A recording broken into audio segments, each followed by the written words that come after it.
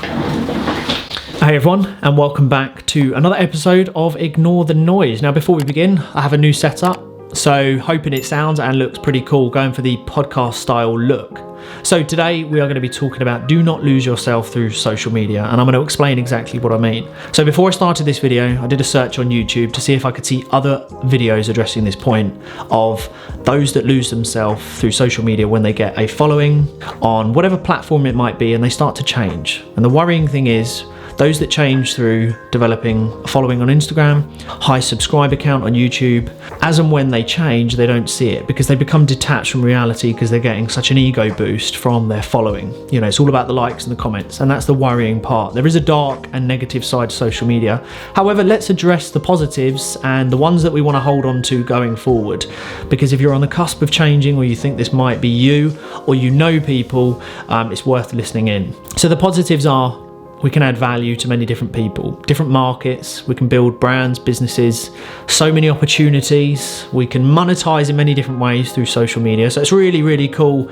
And of course, we can connect with people all around the world and we can build strong and long-lasting relationships. Okay, certainly what I've done. Now, for those of you that have followed me for a little while, I'm going to pop this video up. I came off Instagram for 7 months and it'll be somewhere on the screen. And if you want to go watch that, I explain in detail what I learned and why I came off, and primarily it was to touch back in with reality, focus on my business, and also to focus on YouTube. Okay, and there was other reasons as well. And what I learned, that I can now take that step back from this 30,000 view that I can see social media, is that I use it for a purpose, for brand awareness, building the business, helping the YouTube grow, and to offer value to as many people as I can, for people to learn from my experiences, knowledge, and anything they can take away. And that's the purpose of it. Like this video that I'm doing now, I'm hoping that it relates and that you're going to learn something from it. And if not, share a comment below, we'll talk about it, and I'm always open to debates. But there's value at the end of the day, okay?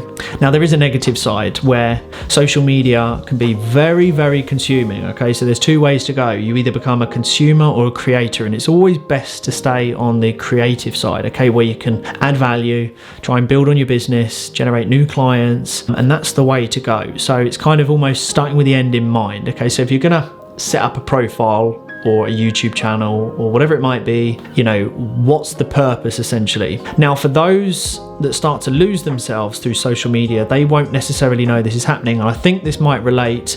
I know people that this has happened to where they've ended up getting thousands upon thousands on Instagram who follow them, and they start to change because of course naturally it's an ego boost. You're going to think, oh, they're following me, I'm getting loads of likes, loads of comments, look at me, how cool I am. And the same on YouTube, you're getting loads of subscribers, people want to get in contact with you. It's almost that celebrity fame kind of feel, and I've seen it firsthand. I know individuals that have gone and got thousands on Instagram, thousands on YouTube, and then when you try and message them, they don't reply. When you try and call them, they're too busy. And look, I know business owners that have done really well and you can still text them and they'll get back to you. I know influencers who have got hundreds of thousands of followers, the blue tick on Instagram, and if I needed them in a moment's notice, they'd call me back and they'd say, Aaron, what do you need? Okay, and those are people that have stayed grounded, are true to themselves, and they're ones that are very content with themselves, okay? So there is a difference. People who aren't necessarily content, who are a little bit insecure, and who are falling into a world where they need almost approval from those they don't even know through ways of likes, comments, interaction boxes, to almost approve what they're doing as a human being. And that's where you lose touch with reality. You know, social media can blind you to your family, friends around you, you know, the ones that you can see, physically touch, be there in the moment. Whereas social media convinces you that almost the people that are hitting that like button are more important than what's going on in your real life. And that's the shame. So if you are on the cusp of, you know, perhaps developing a following, just remember the people that are around you right now supporting you. And it's so much more appealing to people that when you develop a following or you develop success financially within your personal life, business, whatever it might be, and you become this big shot, help people along the way. There is that saying of don't look down on people unless you're helping them up. And that is 100% true, because there's nothing more off-putting than knowing someone for years, helping them out, you get on really well, and then all of a sudden they blow up. And not many people go viral overnight, but it does happen. And granted, there's no manual to deal with going viral and becoming someone overnight. I get that, I do understand that, but at the same time, be true to who you are. And that's why it's so important that you take regular detoxes off social media, because a lot of it is fabricated. Not everyone in Dubai is living the best life. If you see someone smiling on a post and they've got like thousands and thousands of likes, and you think, I used to know that person, they don't get in touch with me anymore, I drop them a DM, they don't even read it. They're smiling in that photo, but actually take a moment just to think they're probably not that happy. They might be suffering with mental health now. There's a lot of pressure that comes with big followings. I know people who have got hundreds of thousands, like I say, with the blue tick on Instagram, and they're struggling mentally because there's so much pressure now to keep up with this appearance that this persona that they've been living of this happy lifestyle. So if you can avoid that by being yourself, posting what you believe in, adding value. If you can't add value, you don't try and pretend that you're adding value, just be who you are. Then I think the day that it comes where you have a big following, you're going to deal with that pressure a lot better, because also there's always going to be trolls, there's always going to be haters. So if you're being fake and you start to lose yourself and you get the trolls and you get the haters, you're going to find it really hard to deal with, because you think, this isn't me anyway, this isn't who I wanted to be. And of course, when things get tough and you want to reach out to those who were there in the beginning, they might not be there. And actually, someone who I interviewed recently, Samuel Leeds, people either love him or they hate him, and there's been a lot of controversy around him and his business. But actually, one thing that I learned is the man has thick skin. Like, he's got through a lot, the good, the bad, and he's still going. And one thing he said, and I really agree with this and I can relate, is that when times got tough, the ones that stuck around, he's now rewarded because they showed their worth. And the ones when it was raining, it was all looking doom and gloom, they left. They didn't want to be a part of it. And that might happen to you or those that you know, that when it gets tough and they get a really big following and they've totally lost themselves, and then they get back in touch and they're like, oh my God, I'm really struggling, can we meet up, blah, blah, blah. You now might think twice. So all I'm saying is that, yeah, you can offer that last minute olive branch and say, look, you're changing. You can't see it, but you are changing. You don't speak to me, you don't get in touch.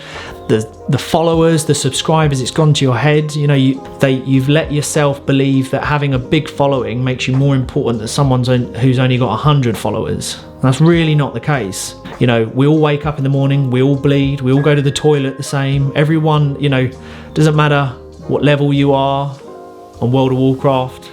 I'm making a bit of a joke of it, but it doesn't matter what level you are or position, or, if you're in a full-time job, if you're, the CEO or the cleaner, everyone should be treated with the same respect, because you never know who someone knows, okay? So I'm going to give you a live example.